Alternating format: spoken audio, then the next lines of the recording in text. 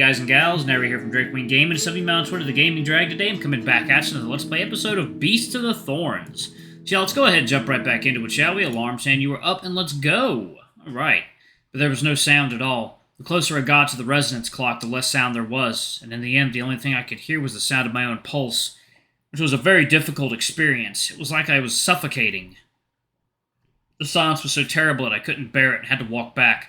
Chris took hold of me and I shook my head at him, so we went back to Bjorn's together. Why did you come out? Stay a little longer for the effect. What exactly are we supposed to do? This place will drive me crazy if I stay here too long. Don't be silly. Scientific studies have shown that demons can stay in a completely silent environment for 3 days without damage to their minds. So you're safe to stay as long as you'd like. There's only one thing you have to do. Try to communicate. If your desire to understand each other is strong enough, you can trigger the resonance clock to work. So that's what it's designed for. That said, Bjorn pushed me back hard. What is this asceticism? I don't know what that is. What is this asceticism? I regret joining Wild Hunt more and more. I was supposed to be comfortable in human society, so what sins have I committed that have brought me to this point? Sighing, I reluctantly approached the resonating bell again, and Chris patted my hand and smiled warmly at me. I felt a little better, so I smiled back. In a completely silent and empty environment, my attention was solely on Chris. I didn't know what to do, so I just kept staring at Chris. He noticed me looking at him and suddenly became awkward, his face turning red as he looked away. Yeah, being in a completely silent environment can make you fucking lose your mind. Because you can, literally hear your blood moving through your veins. It's insane. Then he realized that it seemed silly, so he forced himself to meet my gaze. Then he smiled charmingly. Gee, why is my heart suddenly pounding? He's Chris, like a big brother figure. Stop overthinking, but seeing him awkwardly trying to do something he's not good at, his clumsy demeanor seems kind of adorable. Normally he's the one who's sharp, commanding, and in control. But seeing this shy smile, it's like he's been caught doing something embarrassing. It's a bit confusing for me. Chris seemed to notice my unease, and his smile brightened even more, like an innocent child laughing without a care in the world. It was a smile I hadn't seen in a long time. And in that moment, he momentarily forgot about his past burdens and future worries, smiling just like we did in our childhood. Then Chris smiled, raised his hands, and played the piano in front of me. He probably wanted to recall the time when I used to pester him to play the electric piano, and the music played in my head as his fingers jumped around. He played a wrong note, perhaps because it's been too long since he last played, and he's a bit rusty. With such sharp eyes, you can notice even that. What?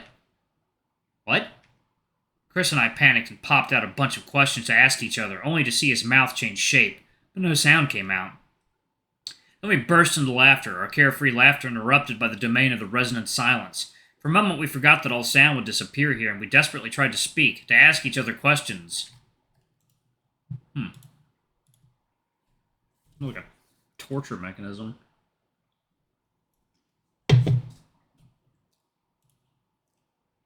Even so, we laughed and laughed until our abs were cramping up. Chris wiped away the tears that came from being so excited and held my palm. I calmed my heart and mentally wanted to ask Chris, "Did you hear that just now?" "Yes, you caught me playing the wrong note, and that's on an air keyboard of all things. Impressive catch." We're both ecstatic. Does this mean we resonate? Pretty miraculous, huh? Some kind of telepathy? How much can you sense, I wonder? I could feel Chris's thoughts get mixed up for a moment. It's like I can't hear the messages you don't want to convey. Got it. I don't know why Chris is so shy and blushing. Don't worry, we all have some obscure erotic waste somewhere in our brains. It's normal. No need to feel embarrassed. No, not like that. That was an adorable picture. Chris's shy, somewhat irritated, mixed-up feelings came through, and then our resonance was interrupted. I adjusted my heartbeat, preparing to attempt my resonance again, but Chris grabbed my hand, ready to leave. Just saw Bjorn talking to Amor with his back to us, and his back was so wide I couldn't see Amor. Hey, we're over. How did it turn out? I put up my thumb. Oh, to what extent? We both paused. To what extent? Well, let's discuss this later to avoid influencing the outcome. Who's next?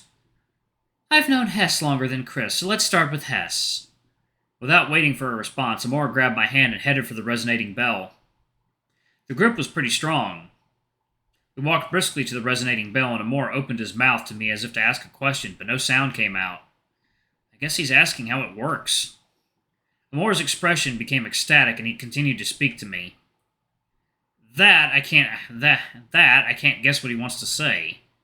His expression became puzzled, and then he rattled off something, his arms waving agitatedly. He got angrier and angrier, but I couldn't hear a word. I squeezed his shoulder and signaled him to calm down.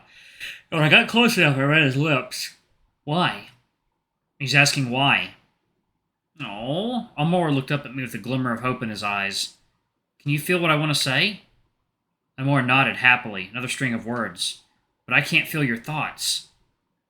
Amor's expression crumbles. I scrambled to encourage him to calm down and focus on me, as he could read my thoughts, which meant there was at least some empathy between us.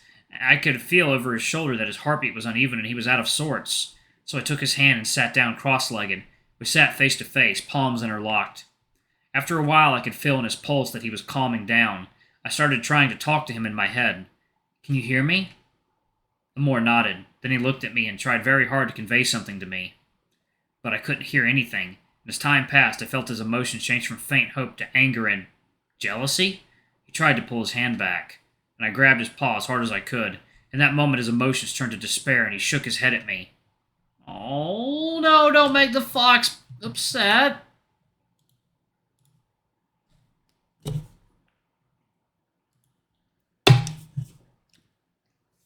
It is useless. I barely got some idea of what he was thinking through the complex and indecipherable flood of his emotions. I'm sorry? Finding it harder and harder to understand the messages he's conveying. The despair, the guilt, the apologies, the resentment, the anger, the depression, the guilt. He said guilt twice. This fox's emotions exceed what I can comprehend. Finally, Amor broke my hand and left. Oh, damn, he broke his hand. Oh, shit, that's mean. And broke my hand and left without looking back. I rushed after him. Chris and Bjorn looked at us worriedly. Oh, how did it go? You guys went a little too long. Amor can sense my thoughts, but I can only sense his emotions. It turned out all right, didn't it? Why's the atmosphere so bad? I just had a slightly higher expectation, that's all. It's nothing. Anyway, don't be too disappointed. This result is already better than the standard. I have to say that even though you're Outlanders, your talent is quite... even though you're Outlanders, your talent is quite good. The boss's vision was indeed correct. Bjorn admires Ostrom to the point of almost falling to his knees in worship. All right, the two of you left. Hurry up and give it a try. I'll explain together in a moment. Bjorn pushes one with one hand, pushing Amor and Chris into the ring. The two of them walked to the resonating bell without any interaction. The atmosphere was good, but I saw their expressions change. Amor looked at Chris with a disgruntled expression, while Chris squinted his eyes and glared at Amor. Chris's tail began to wag slowly from side to side in displeasure, and Amor glared back at Chris, who was taller than him. Hey, this isn't good, is it? What's going on? Oh, Hess, you're such a deeply sinful man. Bjorn, are you out of your mind? I gave the fake bear a look, and I was a little nervous about the situation. Just as I decided to intervene, Chris turned towards us, and Amor kept a distance behind Chris. Without waiting for the two to stand, Bjorn asked with a gleeful look of optimism. What's the outcome? Chris and Amor were silent. They turned their faces away in displeasure. After a while, Chris sighed and managed to squeeze words through his teeth. He and I can resonate and read each other's minds. It was brilliant! You guys are such great friends! Outstanding! Just outstanding! You're a great addition to Ostrom's roster. Ostrom's roster? Rostrom's roster? No. Bjorn gave us all a big bear hug. Although I knew he was a fake bear, the hug was quite real. It was just a little hard, and I couldn't catch my breath, and when I was buried in his chest hair, I could smell an indescribable stench. When it was the turn of the other two, they wrinkled their nose in pain. Okay, now that you've all experienced it, let me explain. You're all very lucky to have found your matches right away, and I had originally planned to bring all of you here for the weekend's members' day to be paired up with your residents as part of our newcomer welcoming ceremony.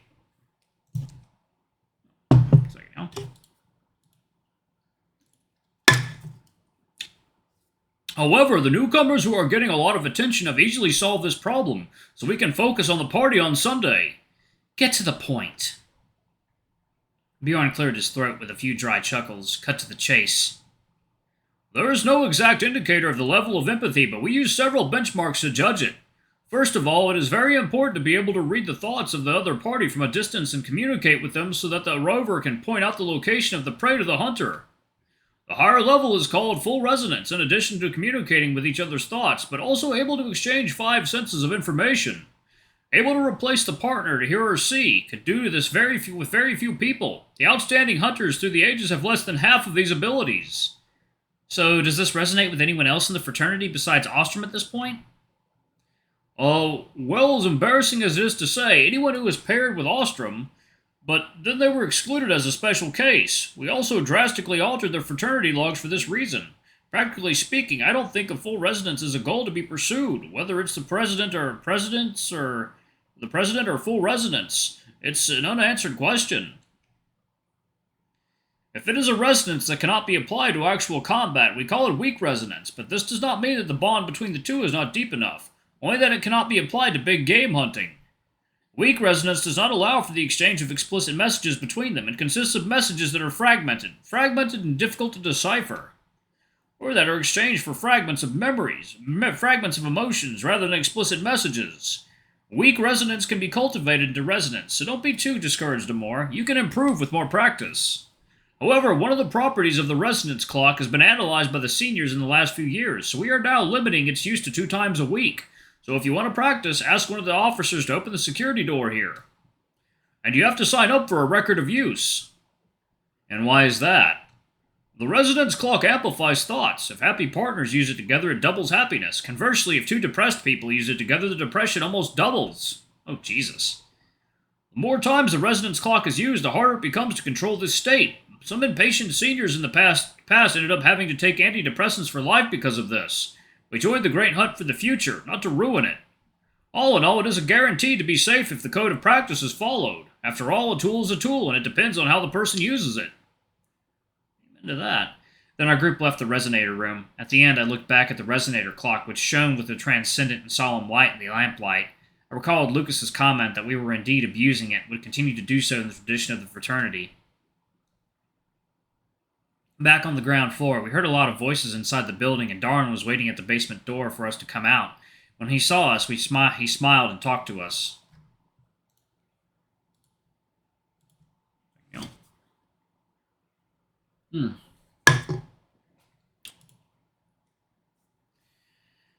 What are the results? Bjorn held up both thumbs, quite excited. It's super nice that the 3 of them can resonate with each other. No way, that's too far-fetched. They're outsiders. Oh, sorry, I didn't mean to offend. Darwin raised one eyebrow and offered a quick insincere apology. Just admit it, the outsiders are better than you. A high resonance rate is nothing. And of course I'm happy about the excellent students even more than you are. Please don't judge me by your narrow-mindedness. Enough about that for now. Everyone's at the honeydew. Go show your face, will you? Bjorn tapped his forehead exaggeratedly. Oh, it's a harvest party today, isn't it? Look at me, I can't miss the music, the dancing, the free booze, and the food. We'll be right there. I stared at the theatrical fake bear with no enthusiasm. You don't have to act, and I won't refuse, although I genuinely wanted to go back to my room and rest. Considering the social customs of monsters, I probably have no choice but to attend.